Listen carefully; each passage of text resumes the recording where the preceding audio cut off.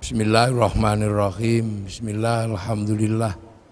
Wassalatu wassalamu ala rasulillah Sayyidina Muhammad ibn Abdillah wa ala alihi wa ashabihi wa azwajihi wa dhurriyyatihi wa ahli baitihi wa man tabi'ahum bi ihsan ila yaumil qiyamah. Para alim, para ulama, para kiai, sedaya takmir masjid napa jenenge? Masjid Agung Sleman, Dr. Wahidin Sudirohusodo yang saya hormati, Bapak Bupati yang kita cintai, selamat dan semoga sukses mimpin Kabupaten Sleman. Baru dilantik belum sebulan, Pak Wakil Bupati, saya hormati, semoga kuat ngancani Pak Hardo. Pokoknya Pak Hardo sare jenengan sing melek, jaga gawang. Beserta Ibu Bupati, Ibu Wakil Bupati yang saya hormati, Pak Kapolres juga baru, Pak Polres Tabes, Pak Nopo nih, Pak Dandim, saya hormati, DPR dan seluruh jajaran Forkompimda, Kandepak yang saya hormati, semuanya, ini sing nerbang yang saya hormati. Langsung terbang. Para hadirin wal hadirat yang berbahagia, alhamdulillah. Ini peringatan Nuzulul Quran. Jadi istilahnya itu peringatan turunnya Al-Quran. Turun itu pengertiannya dari dulu ya, dari atas ke bawah. Jadi itu turun, jadi Quran itu turun. Nah, istilah Nuzulul Quran itu ya lebih mendekati kebenaran. Karena turun. Angka terendah itu satu. Nah, 2 lebih tinggi dari 1 kecuali juara kelas. Kalau juara kelas 1 lebih tinggi dari 2. Tapi kalau tangga 2 lebih tinggi dari 1. Nah, Quran itu posisi awalnya itu memang tinggi. Karena posisi awal Al-Quran itu di langit ke-7. Jadi Al-Quran itu posisi pertamanya itu di langit ke-7. Terus turun ke langit 1 ini. Ini kan langit 1 ini. Bumi itu langit 1 di 1 planet.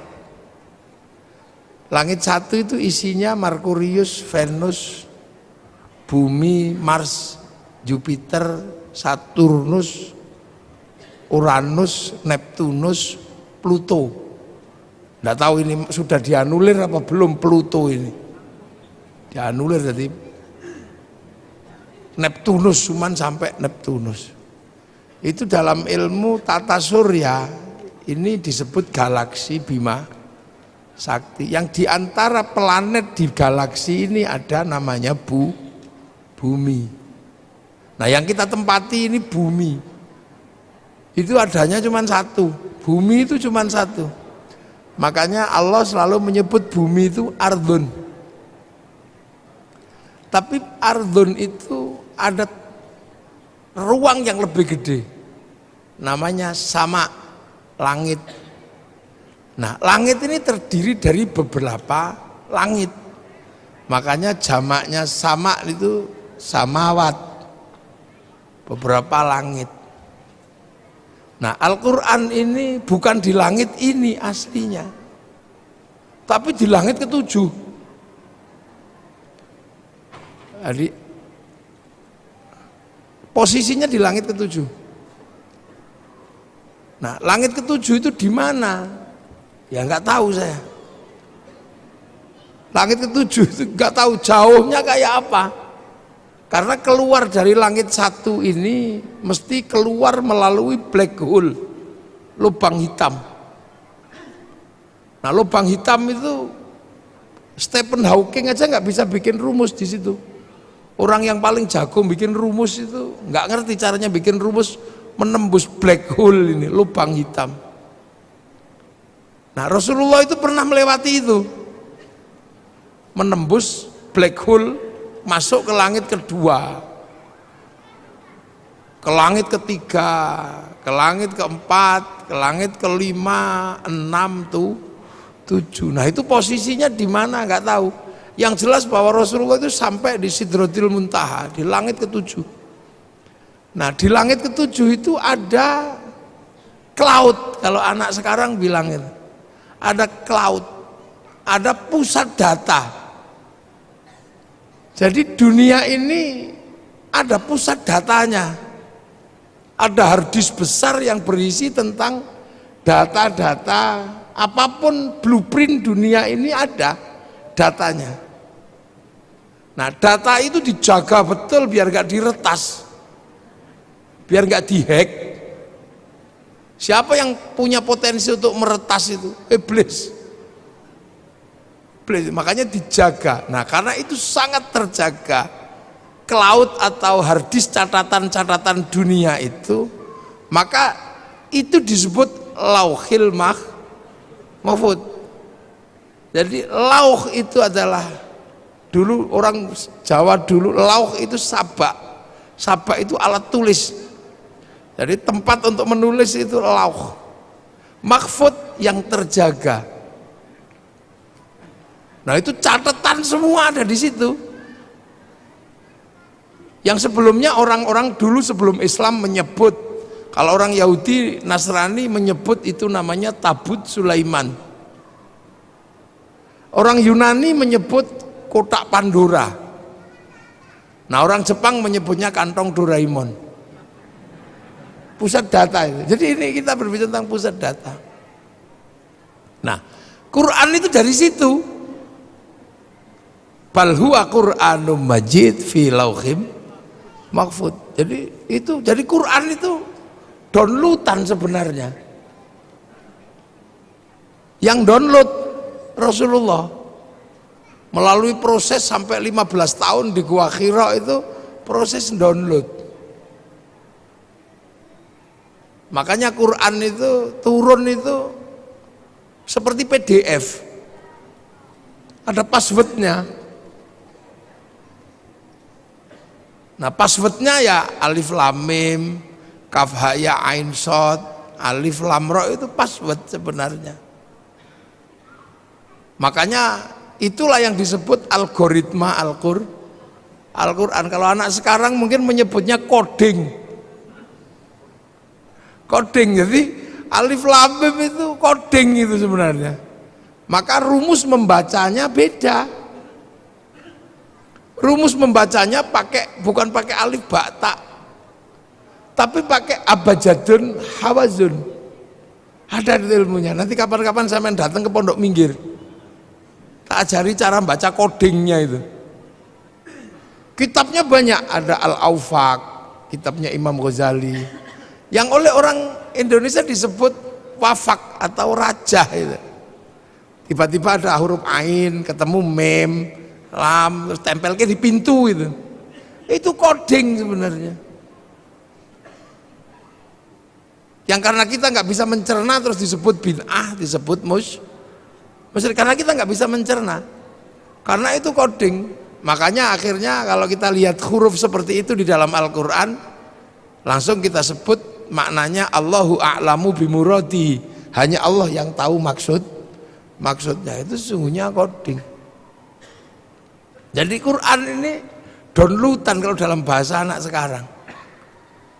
Nah, manusia itu juga berasal dari situ. Jadi sebelum sampean di sini itu juga diregister di situ duluan. Jadi manusia sebelum fanfukhur ruh, sebelum roh itu tiup ke dunia ini, manusia itu juga diregister di situ. Dicatat dulu di situ, di lauh itu. Ditanya, alastu birabbikum? Kamu lupa nggak kalau nanti kamu tak turunkan ke sana itu, ke bumi yang jauh itu? Kamu lupa nggak kalau aku ini Tuhanmu? Sampean semua pernah jawab di hadapan Allah. Qalu bala syahidna. Ya Allah, saya saksi bahwa engkau Allah. Ya sudah. Akhirnya manusia juga diturunkan ke sini. Nah, ketika manusia diturunkan ke sini terus tiba-tiba ya sama menjadi makhluk bumi. Makanya Quran itu disebut petunjuk. Petunjuk buat siapa? Buat manusia. Ibaratnya Al-Quran, ibaratnya pabrik itu mengeluarkan TV, maka di situ juga ada buku petunjuk pemakaian TV, buku petunjuk pemakaian handphone, buku petunjuk pemakaian ini. Makanya Quran itu disebut hudan, disebut petunjuk. Untuk siapa? Lil muttaqin. Gitu. Nah, muttaqin ini. Makanya muttaqin itu yang pertama kali adalah alladzina yu'minuna bil ghaib. Jadi jangan salah. Jadi karena ini sebuah sistem di mana sistem ini tidak semuanya bisa dibuka oleh manusia, maka Quran itu sebelum ini jadi petunjuk dikasih coding dulu. Alif lam mim. Loh, makanya muttaqin itu adalah orang-orang yang meyakini bahwa ada yang gaib. Karena apa? Ya karena nggak kelihatan. Nah, ini yang kadang terjadi perdebatan akhir-akhir ini, orang belajar coding disebut bid'ah. Orang belajar coding disebut musyrik. Ini sekarang ini banyak. Padahal Quran ini bukaan pertamanya ini coding. Algoritma Al-Quran. Kalau ngerti algoritmanya ini dunia beres. Kenapa Cina itu begitu kuat? Karena dia mengerti algoritma digital domain internasional. Kenapa Amerika ini kuat? Karena dia menguasai coding algoritma digital. Dengan coding algoritma digital dia bisa ngambil uang dari seluruh dunia. Sampean bayar sekarang itu duit semua. Bayar. Makanya dilawan sama Cina pakai codingnya Cina, sehingga Cina berani ngelawan Amazon pakai Alibaba. Itu pertarungan pertamanya mana? Di codingnya, bukan di Amazon sama Alibaba. Kalau Amazon sama Alibaba itu sistemnya, di dalamnya ada namanya algoritma dan coding. Kalau coding dan algoritmanya tidak dikuasai, nggak bisa ngelawan. Bagaimana bisa ngelawan Facebook pakai QQ Ren? Bagaimana bisa ngelawan WhatsApp pakai WeChat? Karena menguasai codingnya. Jangan dikira. Makanya logam dunia pun pakai coding. Sampai kalau pernah belajar kimia itu kan codingnya ada. Oksigen pakai coding, maka orang kalau ngerti coding oksigen dia bisa produksi Oksigen, Samator kenapa kuat? Dia punya koding H2O-nya. Dia bisa bikin. Nah, sampean nggak bisa bikin ya keluar kentutnya doang. Loh ini koding, loh, ini ilmu kekinian. Handphone itu bisa menghubungkan sini Amerika pakai koding. Satu koding algoritma, yang kedua koding logam. Ketika emas dipertemukan dengan ini loh, ini ki anak kodingnya ngapain di sini nih. Makanya ora perlu kabel. Makanya laki-laki yang menguasai koding tentang perempuan bisa I love you tanpa harus berkata-kata. Loh iya. Makanya orang dulu kalau mencari koding itu puasa. Cinta perempuan kalau ditolak, cari kodingnya. 3 hari 3 malam itu. Apakah pakai koding innahu min Sulaiman apa innahu bismillahirrahmanirrahim, atau pakai koding sun amat kaji hajiku jaran go yang kan gitu. Ini kita ini yang sekarang jarang sekali dibahas. Kenapa ya sampean selalu marah-marah itu? Yahudi dia menguasai kodingnya, mempertemukan koding api dan koding air menjadi mesin. Kita taunya cuman pakai motor ngwes gitu, tapi kok bisa besi ketemu dengan platina, besi ketemu dengan pertamak, ketemu dengan pertalite. Saya nggak bakas itunya, ngapain bakas itunya? Itu bukan, saya nggak begitu, itu nggak, itu loh. Tuh. Jadi jangan dikira. Ini yang kadang hari ini kenapa kemudian kita ini terlambat. Al-Quran kita selalu baca sebagai print out.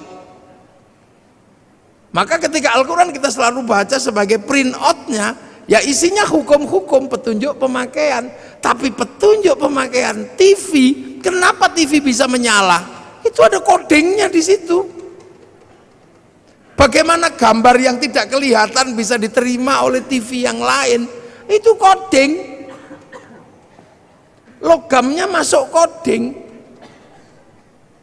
Yang kebetulan ahli logam dunia itu adalah Nabi Dawud, punya kitab namanya Zabur. Nah, kitab Zabur dan Nabi Dawud itu masih dipegang oleh orang Yahudi. Makanya Yahudi yang menguasai coding logam dunia, dan hari ini dunia dikendalikan oleh logam. Maka wajar saja kalau Yahudi yang menguasai sistem teknologi dunia. Lu jangan dikira sampean ini coding semua di sini nih. Kok bisa besi so ngirim gambar gitu. Lah itu. Jadi sampean jangan dikira Facebook ketika dia menguasai codingnya, dia punya uang 200 triliun setiap bulan dari Asia Tenggara. Ayo. Judi online. Ngeslot itu. Itu yang pertama kali dilakukan bikin coding dan algoritma. Bukan bagaimana cara ngambil uang secara manual, pakai coding. Makanya ketika sampean mau dapat uang dari bank, ya pakai coding, passwordnya harus pas. Pakai coding orang ya duitnya nggak keluar, walaupun ATM-nya diproduksi sama oleh bank yang sama. Lah ini, jadi kita ini sebenarnya ada satu titik ini, manusia ini. Kalau dokter menyelesaikan manusia itu pakai coding semua. Darah itu kodenya apa? Bukan kok kemudian DARAH, enggak. Seluruh partikel dalam tubuh manusia itu pakai angka, pakai coding. Kan gitu. Jadi kalau misalnya contoh Pak Hardo ini jadi bupati, proses jadi bupati dan bupati itu berbeda. Karena begitu jadi bupati, Pak Hardo dan Pak Wakil ini ketemunya ketemunya bukan dengan bupati lagi, tapi ketemunya Sleman dalam angka. Ketemunya koding-koding semua itu. Tentara yang bagian nembak itu apa itu namanya? Apa? Tentara yang bagian kavaleri? Bukan. Armet itu. Armet itu nggak ada di situ, tembak itu nggak ada. Itu pakai kode-kode semua, angka semua. Jadi jangan dikira. Nah inilah sebenarnya dari awal itu kita sudah cukup maju sebenarnya diajarkan bahwa Al-Quran ini adalah downloadan. Nah manusia ini juga produk dari sana, sama-sama dari pusat yang sama. Makanya manusia ketika turun ke sini dikasih paketan kan, ada paketannya itu. Karena dari pusat data yang di sana kasih paketan, rezekinya sekian, istrinya ini, nyawanya sekian gitu. Kalau paketannya habis ya kick, udah selesai.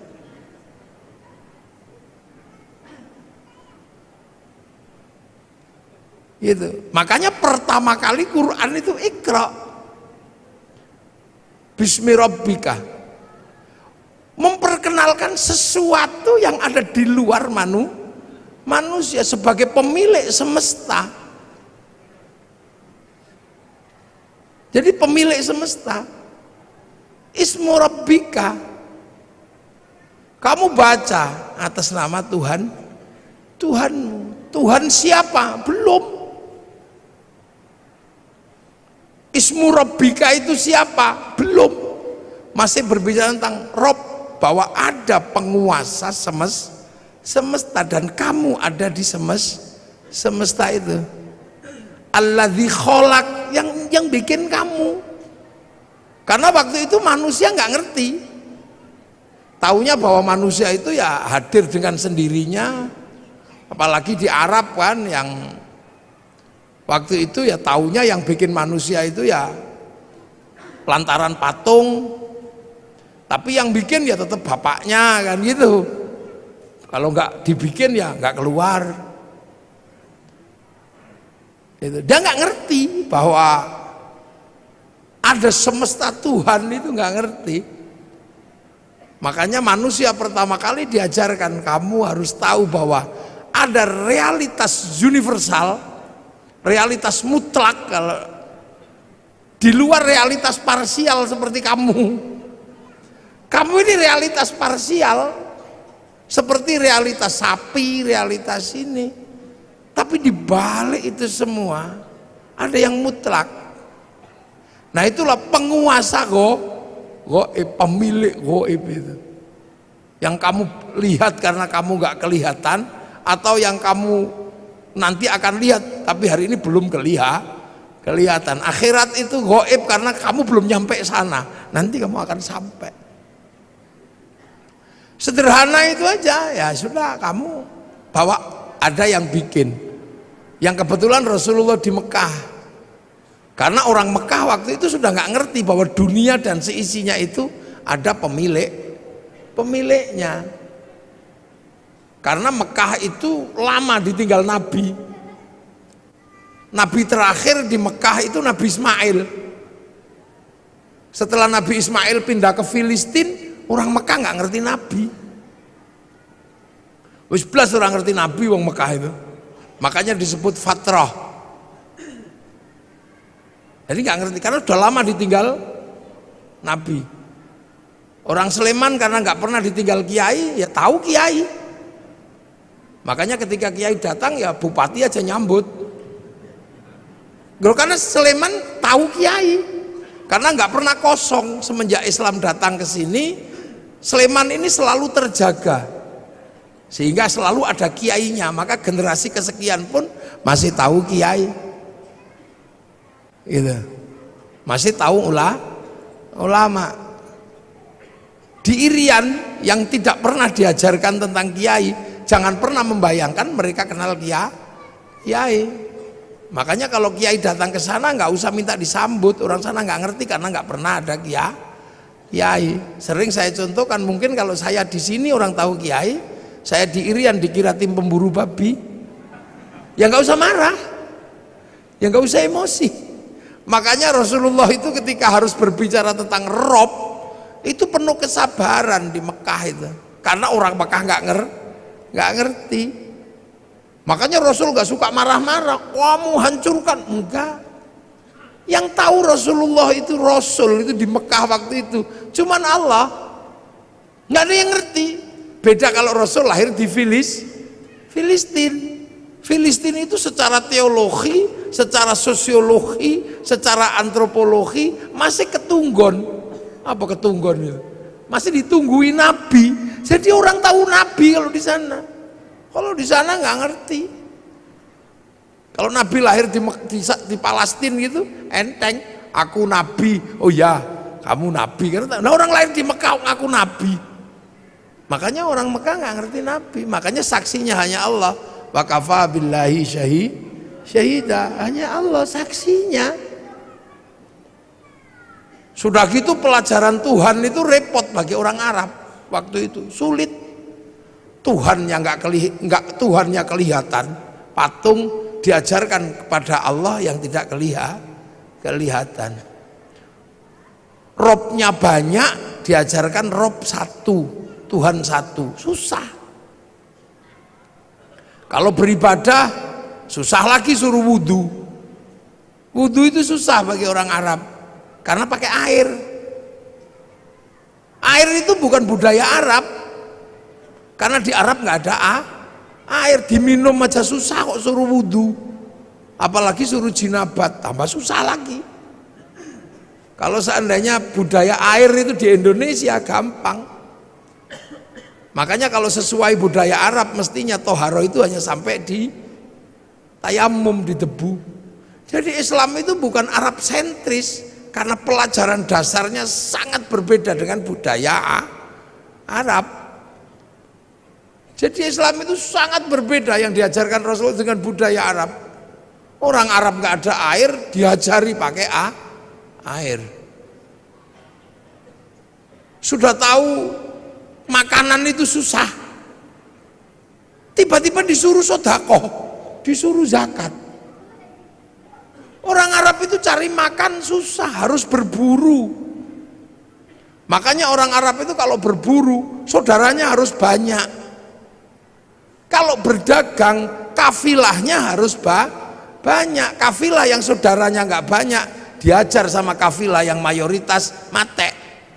Makanya orang Arab itu saudaranya harus banyak.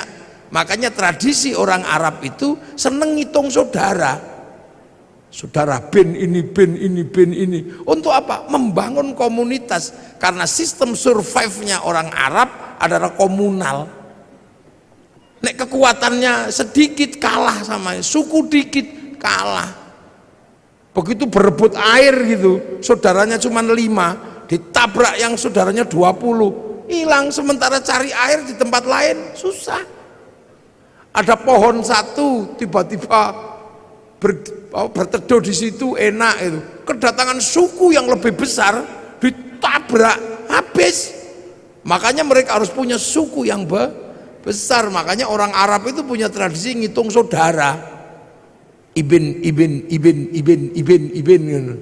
al. Lah orang Jawa ya nggak terlalu ngitung, dipecat sama saudaranya yang ini hidup di sebelah situ hidup. Makanya orang sini itu kampungnya banyak, karena apa? Hidup dimanapun bisa. Di lereng Merapi ya hidup, di pojok minggir ya hidup, di mana aja hidup orang Jawa itu. Hidup sendiri itu hidup, berdua gitu sama istrinya.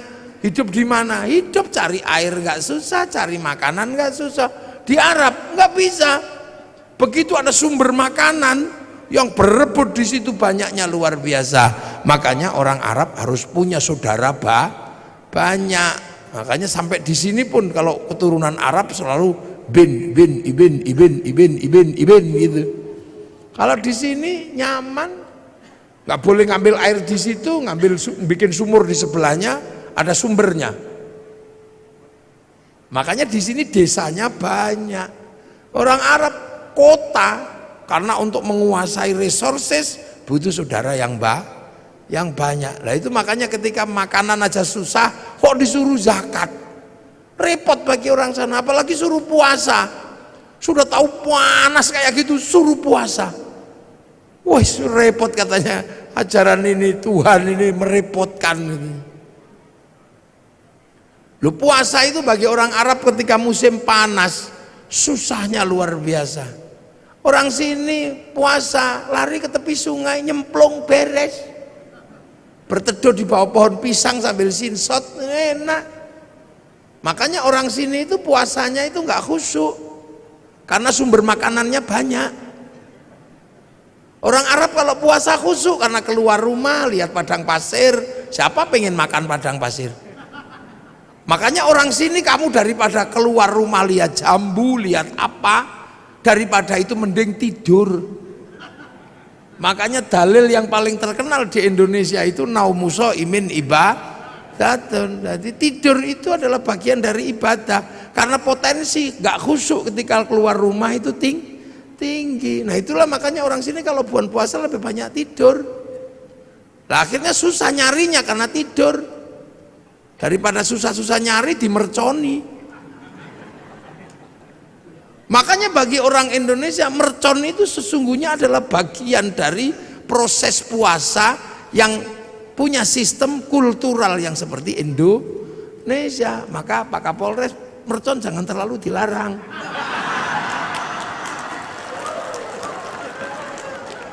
Loh ya kan, ada bagi lo ini budaya masing-masing sama. Orang Arab itu kalau zuhur asar, satu-satunya tempat yang besar itu masjid, dan senang berkerumun. Makanya setiap waktu sholat mengumpulkannya nggak susah. Nah orang sini di rumahnya nyaman, di sawahnya nyaman, sehingga waktu sholat lebih banyak tercecer di rumah, tercecer di sawah. Orang sana pasti langsung datang ke masjid. Karena apa? Pusat komunal itu masjid. Makanya kalau di sana Allahu Akbar sudah di dalam masjid. Wong sudah nunggu semenjak sebelum sholat. Lah di sini nyaman di sawahnya, nyaman di kebunnya, makani bebek. Ya maka nunggu masjid itu. Sambil nunggu Robana ya Robana, sambil nunggu, karena nyaman di tempatnya masing-masing. Speakernya harus tinggi biar denger. Nanti datang satu malah rokokan depan masjid. Ya yang sabar. Makanya ada pujian tombo ati. Wong wis pegel nambah niatine dhewe ra kata. Ini menghasilkan sistem sosiologi agama. Antropologi agama itu muncul dari situ. Begitu udah nggak tahan karena terlalu lama, baru diuruki anjang jeruan teko. Ini sistem sosiologinya. Makanya puasa di sini nyaman, orang tidur ngorok gini. Lihat matahari nggak kayak orang Arab. Orang Arab matahari keluar nampak, karena apa? Padang pasir. Orang sini baru bangun nggak akan lihat matahari, kehalang Gunung Merapi, kehalang bambu, kehalang apa. Makanya biar nggak kebablasan ada tarhim, imsak, siap-siap, hati-hati kebablasan. Terlalu malam nyenyak tidur dibangunkan pakai tokrik sahur. Nyaman orang sini tidurnya. Sahur ora sahur sak karepmu. Loh. Jadi proses di sana ini berbeda. Makanya ketika ajaran itu masuk susah. Apalagi haji. Haji itu bagi orang Arab itu masalah. Kalau nggak saking kuatnya ajaran keyakinan. Apa? Tawaf. Satu kalau musim panas, yang kedua syahwat. Orang Arab itu kalau lihat kaki, tangan dan muka, wah itu syahwatnya luar biasa. Sementara kalau tawaf, ini muka harus dibuka. Betapa kita bisa melihat orang-orang yang indah di sana. Sementara pada saat yang sama, yang laki-laki disuruh pakai baju, nggak boleh dijahit. Coba kalau mau ndablekan tinggal wes gitu aja. Ini sosiologi agama. Makanya Islam itu ja'a ghoriban wa sayaudu ghoriban, asing dan akan pergi dengan asing. Loh makanya Islam itu pertama ya wa kafa billahi syahida Muhammadur Rasulullahnya Allah yang tahu. Sampai kemudian orang Arab ada yang bisa menerima. Nah itu yang disebut walladzina ma'ahu, orang yang bersama Rasulullah, para sahabat. Makanya sahabat itu ya orang Arab, karena Islam itu turun di Arab. Sahabat ya Abu Bakar, Umar, Utsman. Nggak ada sahabat namanya Joni gitu, atau Hardo, itu nggak ada. Ya nggak Danang,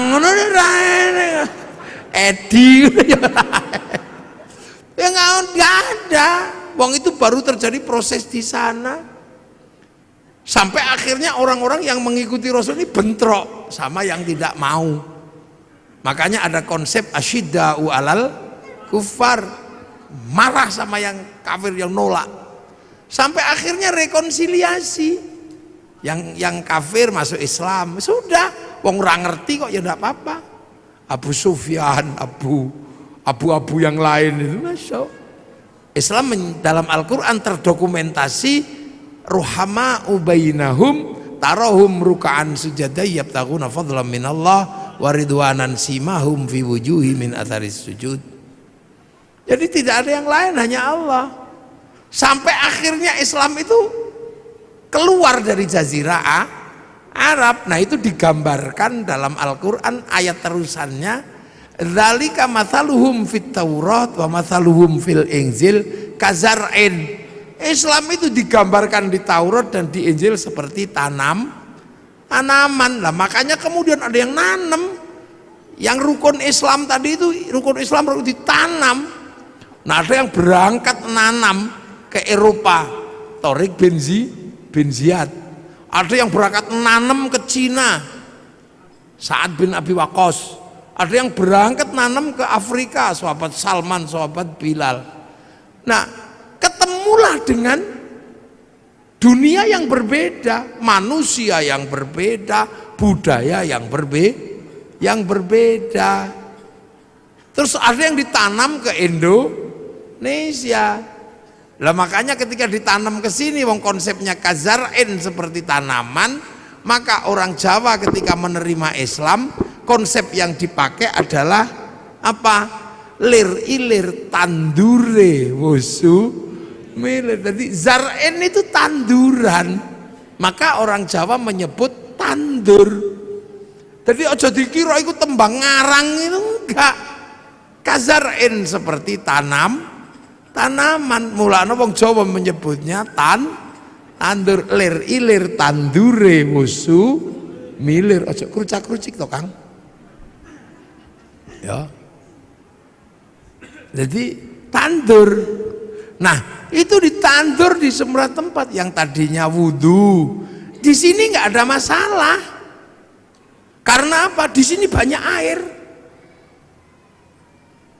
Itu sholat nggak ada masalah di sini. Karena orang sini wis dari pelajaran dasar, Tuhan itu juga nggak kelihatan. Tan kenoki noyongo ngopo laisa kamitslihi syai'un. Suruh puasa ya seneng orang sini, apalagi orang sini hobine poso. Karena dulu orang sini mengenal istilah upawasa. Upawasa itu nggak makan, nggak minum, nggak menyentuh perempuan, persiapan muksa. Makanya bahasa Islam syahrul Ramadan kok nggak makan, nggak minum, nggak menyentuh perempuan seperti upawasa, maka syahrul siam disebut bulan puasa karena ditanam di sini. Sholat, ya ditanam di sini sembahyang. Allah tanam sini pengiran. Saya ini mestinya syaikhun ustadzun, tanam sini dadi kiai. Ya kudu trimo jejeran karo kebo Kiai Slamet. Tombak Kiai Pleret. Musola langgar, Allah pangeran, malah ono sing ngarani sing ngecat Lombok. Ya itu biasa. Sampai hari ini sing teko dhisik Honda, ya walaupun RE King ya tetap disebut Honda. Karena yang datang pertama Aqua, maka Ades pun ya rela disebut Aqua nasional disebut Sanyo, seluruh pembalut ya Softek. Ya ini kan ini namanya sosiokultur. Jadi jangan dikira agama itu tidak, karena dipakai manusia punya budaya, punya pengetahuan. Ya kan, begitu ditanam di sini orang nggak boleh lagi ribut masalah jenggot. Karena apa? Manusia sini rasnya mongoloid. Ras mongoloid tidak punya jenggot. Kalau ras Semit, bangsa Arya punya jenggot. Makanya sahabat dan orang Arab sampai sekarang masih punya jenggot seperti Nabi, karena bangsanya sama. Maka jangan ribut di negeri dengan ras tidak berjenggot. Sampai sekarang di Arab bisa nyuntur Rasul makan pakai 3 jari, bisa wong kurma. Lah tekan kene soto ya ndak bisa. Sampai sekarang di sana jubahan masih bisa, karena kultur dan geografinya masih sama. Orang sini pakai jubah ya nggak bisa nanam padi. Makanya jubah baju syar'i dipotong. Potongan baju syar'i namanya syar'un. Orang sini nggak punya huruf ain, punyanya monggo botongo, maka syar'un jadi sarung, saruan jadi sarungan. Maka orang sini nggak perlu ribut masalah katok cingkrang, karena fleksibel. Sampai nek pengen cingkrang lintingan sing rodok dhuwur, nek pengen medun plotrokno beres. Makanya sarung itu adalah titik kompromi antar isbal. Lho mangkano enakan di sarungan karo kathok, nek kathok ra iso medun, ra iso munggal. Nek sarung iki plotrokno iso cincik sampai pas dengkul ya iso. Lho, ini titik-titik kompromi. Lho jangan dikira. Makanya ketika Quran dibaca di sana ya masih bisa. Zaman sahabat ya masih bisa baca Quran, wong muridnya Nabi. Tabiin ketika yang jauh dari Arab nggak bisa baca Quran, yang lungkek-lungkek kayak cacing itu nggak bisa. Makanya terus tahun 65 Hijriah Quran itu dikasih titik-titik. Itu anyar itu. Nun ada 1 titik di atas, ba ada di bawah, tak 2. Itu zaman Abul Aswad Ad-Du'ali tahun 65 Hijriah. Disebar lagi bangsanya beda, titik-titik gak cukup, dikarokati fathah kasroh dhamma. Itu yang kasih namanya Syekh Khalil bin Ahmad Al-Farahidi tahun 150 Hijriah. 100 berapa? 140-an lah setelah Nabi meninggal. Dibaca orang yang berbeda suku lagi, gak bisa, lidahnya beda. Orang Jawa alhamdu ya alkamdu, nggak punya hak, punyanya Hono Coroko. Robbil alamin, robbil ngalamin.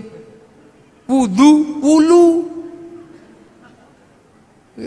Mardiyah, marliyah. Salam takzim, salam taklim. Itu ada wadduha, keluarnya wadduhai. Itu mereka. Lekanui, ini ya ada. Sekarang ini bangsa Sundonan alladzina. Lah ini kan harus ditemukan jalan keluarnya. Penelitian tahun 200-an Hijriah. Namanya Abu Ubay Qasim bin Salam, hasil penelitiannya dibukukan dalam ilmu At-Tajwid fi Qiraatil Quran. Loh, jadi ojo sampean bayangno, Islam itu di sana sampai ke sini nih butuh perjuangan, karena ketemu bangsa yang berbeda, ditanam di tempat yang berbeda. Prinsipnya cuma satu, tumbuh enggak tanaman ini? akhraja syat'ahu fa'azarahu fastaghladha fastawa ala suqi yujibu zurra aliyaghidha bimul kufar. Tanaman ini tumbuh enggak sampai kemudian ketika dibawa ke pasar ini menjadi mendominasi apa enggak, dominan atau tidak di pasar agama ini, makanya pakai bahasa suk. Nah hari ini ketika Islam ini ditanam di sini tumbuh berkembang dan di pasar internasional kita paling banyak, mau haji paling banyak orang Indonesia, berbicara sholat paling banyak orang Indonesia, orang hafal Quran orang Indonesia, setiap qiraah juaranya dari Indonesia, masjid paling banyak Indonesia. Jadi ketika berbicara konsep agama Islam dan pertumbuhannya, yang ditanam di Eropa macet, yang ditanam di Afrika ya segitu-gitu aja, yang ditanam di Cina juga nggak tumbuh, tapi yang ditanam di sini tumbuh subur menjadi dominasi pasar dunia. Loh kok gitu, ada yang mengatakan Islam terbaik ada di mana? Ya di sini. Ya di sini, makanya saya kalau mau belajar identifikasi agamanya nggak usah jauh-jauh, karena identifikasi agamanya jauh-jauh akhirnya ribut di masalah simbolik, ributnya di jenggot. Jenggot ini bukan masalah prinsip, karena ini masalah perbedaan bangsa. Kok tiba-tiba di sini ribut masalah jenggot? Kalau ribut masalah jenggot ya di Afghanistan sana, yang bangsanya masih jenggotan semua. Tiba-tiba di sini kok ribut masalah pujian. Tiba-tiba di sini ribut masalah gedek-gedek di zikir. Ya orang sana bahasa Arab paham, meskipun diem begini ngerti caranya zikir. Kalau orang sini nggak bunyi, simbah-simbah itu loh nggak bisa ngerungokno zikir apa, main ketop-ketop ngendak. Muni apa mbah ngono. Terus menengin, ya turu. Ini problem sosiologi agama, antropologi. Jadi akhirnya Islam sekarang ini berdebat terhadap sesuatu yang sebenarnya sudah lewat. Udah lewat masanya. Coba sampai delok persoalan tumpeng. Persoalan tumpeng aja ribut. Loh ini kan persoalan makanan. Sampai nggak ribut orang Arab ingkunge iki onto. Napa sampean ribut ingkung pitik? Wong Yaman ingkunge wedhus. Sampeyan delok itu Raja Salman kalau menyambut tamunya makan bersama, ingkunge unta, Pak. Lengkene wedhus sing 20.000, pitik sing 20.000 sampeyan ribut. Soalnya nopo? Nek wedhus larang, makanya di sini cukup pitik, murah, ndoke akeh. Loh, kita akhirnya kan ribut masalah sesuatu yang sebenarnya udah nggak perlu diributkan. Ribut masalah ngadep kiblat, fawalli wajhaka syatrul masjidil haram, ngarah-arah tok lho, lapo sampean ribut pokoke anggere madhep rono ngene, Allah akbar, wis ini wajhatu wajhiya. Wong pancene ado, sinyale kadang ilang. Allah, iki mau wis merem-merem ini wajah tuh, wong pancene online ayo sinyale ilang. Wong pemancar utamanya yang Mekah kono lagi, ini cuman pemancar lokal. Begitu ono ting ting ting bakso ya. Wah, begitu melek sarungnya bolong. Udah, lagi itu gak usah ribut masalah ngono kuwi. Kita suka ribut sekarang terhadap sesuatu yang sebenarnya tentang Allah. Apa Allah? Ngene. Lah nek Kanjeng Nabi kalau di atas unta gini wong wis ketok teko nguri. Nek pengimamane agak rendah gini supaya ketok teko mburi. Ini kan problem-problem yang sudah terjelaskan. Jadi karena ditanam di sini ya pakai sini. Krungu Islam Nusantara. Iki apa? Lu wong Islam fi Nusantara, Islam di Nusantara itu ya gini. Sampean tutup auratnya katok, lambi, peci, kono jubah, kono udeng, man ngono tok. imamah, ya udah loh. Jadi kita ini terkadang ribut maka persoalan gizi loro, ribut tumpeng, ribut ake, ribut hormat bendera, ribut apa. Yang sesungguhnya itu problemnya adalah problem bangsa yang berbeda, tapi rukun iman, rukun Islamnya tidak pernah berubah. Lah apa sama ribut kentongan karo beduk. Padang pasir, Allahu Akbar, krungu wong kado. Lah kene ra dikai bedhug ora krungu. Saiki bedhug pensiun gara-gara ono speaker. Karena lebih keras speaker itu. Besok speaker ya pensiun. Wong lunga ning masjid di WA. Pakai alarm, ngerti. Wah, sampean lho. Rabi biyen salaman ngene. Saiki lewat video call ya iso. Zamannya berubah. Dhisik wong Jawa sing paling sakti iku sing nempiling semaput. Ini sakti. Saiki wong sakti kere. Sak tempilingan 7 juta. Tanya Pak Kapolres sekarang, kalau tidak percaya praktek no. Maka ilmu itu juga otomatis hilang. Dhisik orang sakti itu ketika ngelirik wong wedok I love you, poso pitung dino pitung bengi. Saiki lho urung poso, kelewatan Avanza, wis I love you. Cinta tumbuh bersama Avanza.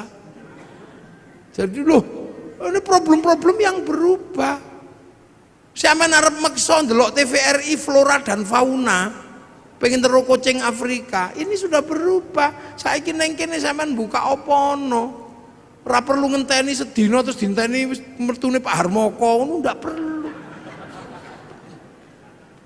Nah, jadi bupati pun harus begitu. Kita ini bangsa. Makanya sekarang Sleman lagi masalah sepak bola itu. Lah ya, Pak Bupati harus tahu sepak bola ini rasa ngoyo. Sepak bola itu punya bangsa yang berbeda. Wong Eropa ini gede-gede dhuwur-dhuwur. Lapangane podo, aturane sama. Lah wong kene cilik-cilik nglawan Eropa, ya ora bakal menang. Lah nggih. Akhirnya agar imbang naturalisasi. Loh, basket, ya nggak usah kita ngejar terlalu terhadap basket. Menang karo NBA, ya mokal. Wong kono 2 meter seprapat, nah kene mung 170. Kene mencolot nggak yo kena udel. Ya coba. Ya maka Sleman ini yang menggalakkan olahraga yang mungkin bentek, mungkin. Lu sekarang sepak bola itu kalau nggak naturalisasi, ya mesti kalah. Wong-wong cilik peli ngono gini kalah.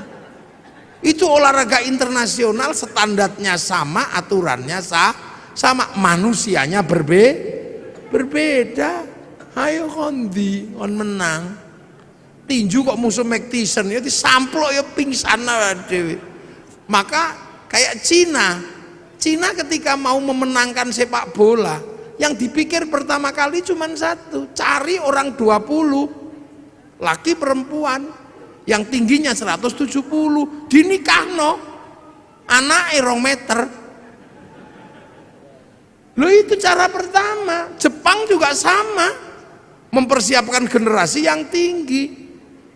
Lah nek naturalisasi, ya entek dhuwitmu nggo bayar. Wis golek wong Sleman sing dhuwur-dhuwur nikahno. Persiapan membentuk kader sepak bola. Ngono. Kader basket. Nggih, kula sing mau idhoh nggih. Lho ini, makanya Thailand itu sadar diri. Begitu yang digalakkan olahraga ya sepak takraw itu karena bisa dia. Loh. Jadi seluruhnya ini menyesuaikan. Pabrik mobil, pabriknya sama. Ketika dikirim ke Eropa ya setirnya kiwo, kirim rene tengen. Loh, iya itu sudah lama.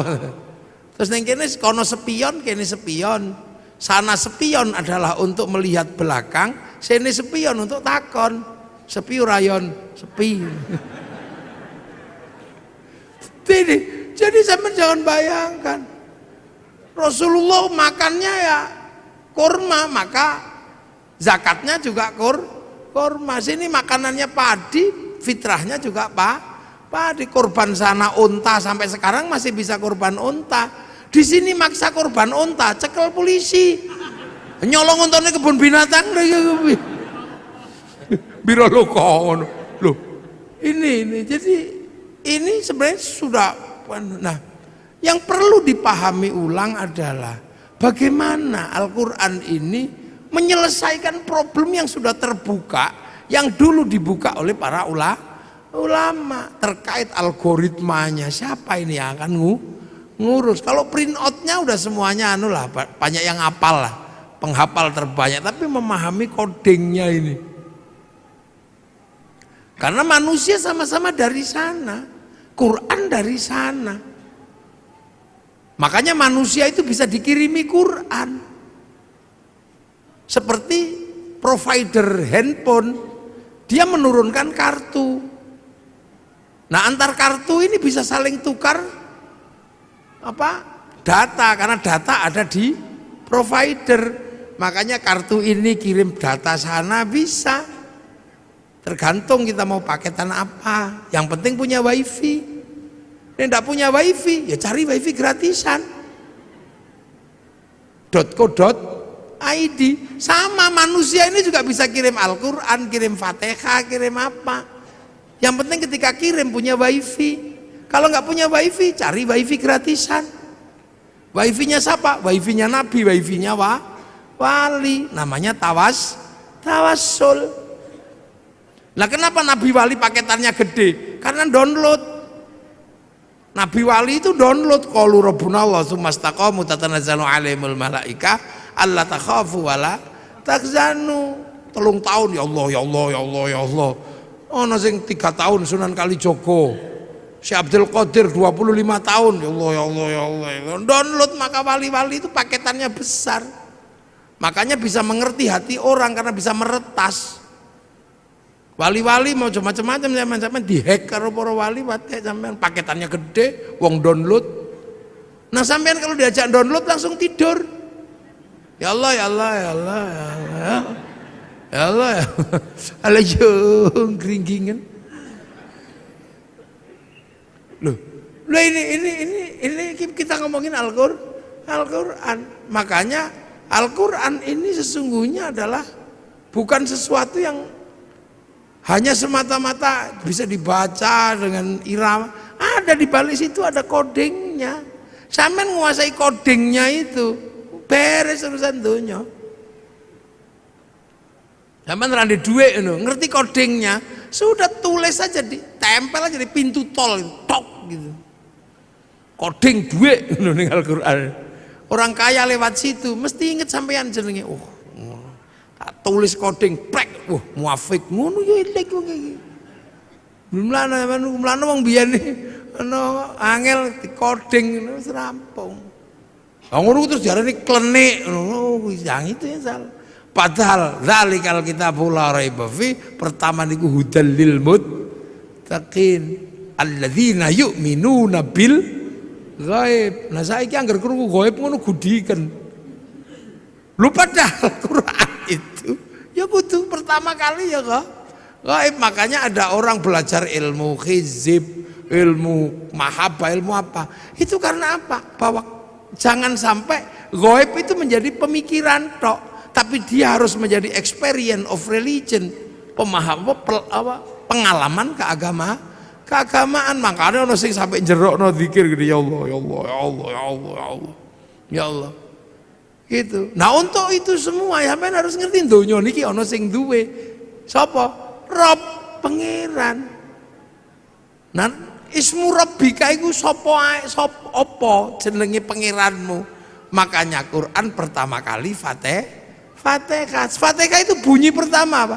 Bismillahirrahmanirrahim. Sebut asmane Gusti Allah. Nah, ismu Rabb iku sapa ae? Ya 99 iku walillahil asmaul husna fad'uhu biya. Makanya ada orang yang seumur hidupnya cuma nyebut-nyebut tok. Ya Allah, ya Allah, ya Allah, ya Allah, ya Allah, ya Allah, ya Allah. Loh, perintah pertama sebut asma Allah. Sebut.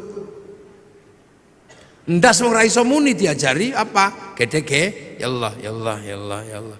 Tangan nggak bisa bunyi cekeli tasbih, bokong nggak bisa bunyi suruh duduk, kaki nggak bisa bunyi suruh sila, supaya semua bisa menyebut asma Allah. Dok subhanallah, pecak telek masya Allah, ngelunggui udut iya Allah.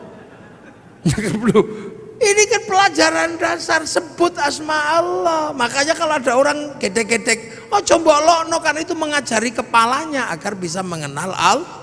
Nek ana wong nyekel tasbih, oh coba lokno, karena mengajari tangan menyebut asma Allah. Nek ana wong sila, coba nesoni, itu kaki sedang diajari menyebut asma Allah. Nah nanti kalau semua asma ini sudah kamu sebut, hatimu akan apa? Tumbuh, nyumber itu apa? Nyumber itu ya akan keluar apa? Ar-Rahman, kamu akan tahu semesta Tuhan bahwa Allah itu penuh belas kasihan. Ar-Rahman kang welas asing dalam dunia lan akhirat. Jadi sesuatu di dunia dan di akhirat itu dapat rahmatnya Allah. Makanya sampean nggak usah marah sama orang. Cina, ini lo Cina itu neng donya, berarti oleh welas asih Gusti Allah. Makanya orang Islam itu bisa berhubungan sama Cina dengan inten. Kapan? Ya ketika sholat. Orang sholat pasti berhubungan sama Cina secara inten. Kenapa?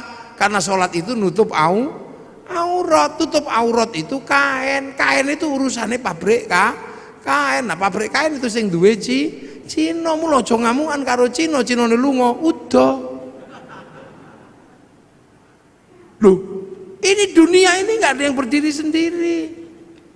Ngaji malam hari ini Jepangnya ra teko, mike teko. Sampean wudu, itu urusannya sama air, tapi air diurus sama pipa sanyo diurus Mas Pion. Sampean ra entuk ngamuk pabrik. Lunga haji pesawat dae wong Yahudi mati sampean nglangi. Loh makanya Ar-Rahman ini meletakkan manusia hidup penuh kasih sayang, karena apa? Saling melengkapi. Itu kurikulum dasar menjadi manusia yang integrated. Makanya kiai-kiai nek kokon maca Fatihah bismillah ilang emoh. Karena sampai kehilangan bismillah, dia akan kehilangan kurikulum dasar menyebut asma Allah. Mulane wong nek maca Fatihah kok bismillah ilang, dia nggak punya kurikulum dasar menyebut Allah. Begitu ra duwe kurikulum dasar menyebut Allah, ya kaku. Makanya wong nek maca Fatihah bismillah ilang, keras. Dikit-dikit marah. Jadi nah ini di sini ini sebenarnya adalah pembelajaran dasar. Nah hal-hal seperti ini kadang tidak disampaikan. Karena apa? Ini butuh konsekuensi logis. Konsekuensinya apa? Harus ada laboratorium Al-Quran misalnya. Depak Sleman harus membuat laboratorium untuk belajar coding Al-Quran, itu Depak harus tanggung jawab. Kalau Depak tanggung jawab, ya bupati harus biayai.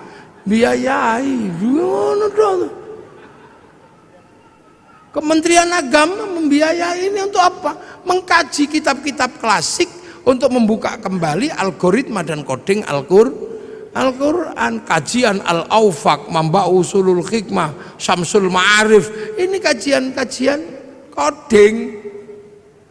Saya tahu seperti ini, kenapa coba? Belajar dari mana? Dari anak saya yang kecil. Angger dina Rebo belajar coding. Oh lah kok sama dengan sing tak pelajari mbiyen. Cuman ini coding digital, sing tak pelajari mbiyen coding Al-Quran. Dulu saya belajar tentang abjadun hawazun ini. Ana wedhus ngangel di kongkon manak, templeki mbek ngono, rong dina meteng. Lha iku nek wong tau mondok ngerti. Uang ramanak-manak ngono dikai coding wetenge templeki pluk ngono-ngono. Oleh 2 wulan ngono wis mandeg. Lha iku mbiyen makane kan ada raja-raja itu coding sebenarnya. Oh, begitu delok lho kok padha karo sing diajari anakku. cilik belajar coding ini sama. Cuman itu coding ABCD, kita coding Arab. Lah itulah makanya Indonesia ini nyimpen data besar juga nggak bisa. Karena coding kita nggak punya, huruf kita menggunakan huruf ABCD. Cina bisa karena codingnya huruf dia. Makanya ketahanan digital kita nggak pernah bisa karena apa? Coding huruf kita menggunakan huruf ABCD, huruf Eropa. Coba disepakati coding kita huruf Jawa gitu misalnya.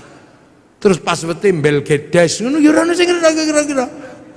Tapi untuk kebutuhan itu butuh laboratorium besar. Jadi Pak Siddiq harus membahas itu nanti. Ajukan anggarannya kepada Pak Bupati. Boleh golek piye wong bupati kok kangelan. Ya iya, apakah Pak Bupati nanti golekne nang Merapi apa nang endi ya karek kondo ngono ae to. Untuk bikin laboratorium bagaimana belajar coding Al-Qur'an. Wong kitabe ono kok. Jadi ojo MTQ tok sing diurus itu, codingnya juga harus diurus itu. Algoritmanya itu mesti diurus. Karena insya Allah kalau kita ketemu coding-coding itu, ilmu pengetahuan terupgrade dengan sendirinya. Iki lho metu iku kok coding iki. Ya angka-angka semua iki dadi duwe kabeh lho iki. Jangan dikira itu nggak pakai uang, itu coding itu. Jadi video, jadi apa? Nggak coding Kang. Nggak gitu. Ya bahwa ujungnya apa? Penguasaan dan dominasi. Nah kalau sudah penguasaan dan dominasi bisa intervensi, bisa menjadi sebuah agama yang kuat, bangsa yang kuat. Artinya apa? Bisa produksi. Nah bangsa itu kalau sudah bisa produksi, kekuatan bangsanya terjaga. Kenapa Jepang nyaman? Bisa produksi. Total handphone batine piro untuk menghidupi rakyatnya. Jadi urung sampai ngelola sumber daya alam, duit dari jualan iPhone cukup untuk menghidupi bangsanya. Jualan tank cukup untuk menghidupi bangsanya. Korea negara kecil itu loh, bisa menghidupi bangsanya dari dodolan lagu jenenge BTS. Loh, saya ini generasi zaman all ya. Masih ingat betul bahwa tahun 91 kalau nggak 92 itu konser terbesar di dunia itu Metallica di Moskow. Terjual tiketnya 6 juta tiket. Itu sampai sekarang belum pernah terbayangkan akan terkalahkan. Begitu Covid diajar karo BTS kalah. Sekali konser itu berapa? 100 juta orang yang nonton. Itu daring. Seminggu 4 kali, sebulan 16 kali. Tak hitung dalam waktu 1 tahun pemasukan dari BTS untuk Korea 2.500 triliun. Total ceng ngono tok. Amerika dapat pemasukan dari Facebook dan dari WhatsApp itu. MEI bayar, ngono bayar. Paling tidak per bulan 200 triliun. Nah sampeyan dodol apa? Geblek. Loh, ini penguasaan dunia jadi aja mbok kira dunia ini. Sampeyan selalu membayangkan APBD, APBN, tapi sektor informal yang dunia sudah bergerak nggak tergarap. Sampeyan malah mikir gawe biru umroh. Jadi sektornya tetap sektor manual yang hitungannya hitungan analog, bukan hitungan digital. Pernah enggak terus tiba-tiba kaum muslimin ini berpikir sholat Jumat digital, online, malah tadi masalah. Imam yang Surabaya, makmum yang Semarang. Maka Pak Ardo jadi bupati juga mesti mikirin yang itu, Mangke Pak Ardo. Nggih, aja kok mikire pajak pasir, ora oke. Anak Sleman yang pinter-pinter kumpulin semua. Wong Sleman ini gudangnya wong pinter. Kampus UGM, UPN, UIKIP jadiin satu IAIN, wis ngono mbakaso. Mungkin nggak bertarung di dunia digital, pakai coding ngopo iso. Loh, ini penguasaan itu. Sampai ojo bayangno. Makanya negara-negara yang bangkrut itu negara apa? Yang nggak bisa ngerespon. Coba saiki meng dodol BTS ceng ngono setahun sakmono. Ya itu sistem. Gojek iso ngalahno Bluebird yang armadane triliunan, meng nganggo koding laptop loro tok. Sampeyan bayangno Bukalapak bisa mengalahkan apa di bursa ngalahno gudang garam sama jarum itu. Memang Bukalapak butuh laptop loro. Nah ini, Al-Quran itu punya koding-koding seperti ini. Ayo kapan Sleman gawe laboratorium? Apa digawe ning Pemkap apa digawe ning pondok ora apa-apa. Lumayan aku oleh. Nah nang gawe ning Pemkap ya enggak apa-apa, cuman kan pembiayaannya terlalu gede. Karena kalau di Pemkap itu sing biayai bupati, jadi mesti hitungannya wah rotok gede. Nah ning pondok kan gratisan. Tapi memang harus ada laboratorium itu. Hitung nanti kita bisa kita uji dengan teknologi digital antar frekuensi itu apa sih? Apa ini antar frekuensi? Kita buka itu fikulubihi marodun itu apa kodingnya? Nanti kalau kodingnya ketemu alat ini untuk menghilangkan orang sakit hati. Orang yang aromaterapi yang mampu menghilangkan sakit hati. Lu ini berarti agama ini sebenarnya sesuatu yang sangat luas dan masa depan. Makanya hari ini hampir seluruhnya teknologi ini kan teknologi langit yang dulu pernah dijalankan oleh Rasulullah lewat Isra Mi'raj. Nah ini penting untuk dikaji secara bersama-sama, dan inilah sebenarnya harapan besar bahwa Al-Quran pada suatu saat akan mencetak orang-orang masa depan. Jadi Islam itu nanti punya orang masa depan yang mampu memecah kode-kode dunia. Neng itu kapan terjadi, tapi pasti terjadi. Karena akan muncul orang itu. Siapa? Ya orang yang bisa memecah kodingnya langit dan bumi. Karena itu nanti ada orang itu ada nanti. Ini saya kira tumbuh kapan? Karena orang itu sudah disebut di dalam Al-Quran bahwa nanti pada suatu saat akan ada orang yang mampu memecah koding-koding dunia ini. Jadi dalam penciptaan langit dan bumi akan dipecahkan rumusnya oleh ulul albab. Inna fi khalqis samawati wal ardi wa ikhtilafil laili wan nahari la ayatil li ulil albab. Jadi ada nanti itu orang namanya ini pemecah koding. Siapa? Alladzina yadhkurunallaha qiyaman wa qu'udan wa 'ala junubihim wa yatafakkaruna fi khalqis samawati wal ard. Orang yang berpikir secara maksimal, berdiri mikir, duduk mikir, terlentang mikir. Artinya enggak linier, enggak mikir sambil duduk tok. Dia enggak linier terhadap isi dunia, dibongkar semua. Duduk mikir, terlentang mikir, berdiri mikir. Sampai nanti hasilnya ensiklopedik. Rabbana ma khalaqta hadza batila. Ya Allah, enggak ada yang sia-sia. Subhanaka faqina adzabannar. Minta perlindungan dari api neraka. Rabbana innaka man tudkhilin nar faqad akhzaita wa ma lidh-dhalimin min ansor. Rabbana innana sami'na munadiyan yunadi lil iman an aminu bi rabbikum fa amanna rabbana faghfir lana dzunubana wa kaffir 'anna sayyi'atina wa tawaffana ma'al abrar. Rabbana wa atina ma wa'atana 'ala rusulika wa la tukhzina yaumal qiyamah innaka la tukhliful mi'ad. Ini orang-orang masa depan. Jadi Islam ini agama masa depan. Hari ini yang sudah memecah koding-koding besar itu Taurat dipecah kodingnya, Injil dipecah kodingnya. Sehingga pergerakan Injil, pergerakan Taurat yang ke arah barat mampu membangun peradaban Eropa yang demikian gede. Nah Al-Quran ini bergeser ke timur ke sini. Sanggup nggak kita memecah koding-koding besar itu sehingga menjadi bagian dari problem solving untuk bertarung di dunia masa depan. Semoga kita semua masih menangi zaman itu.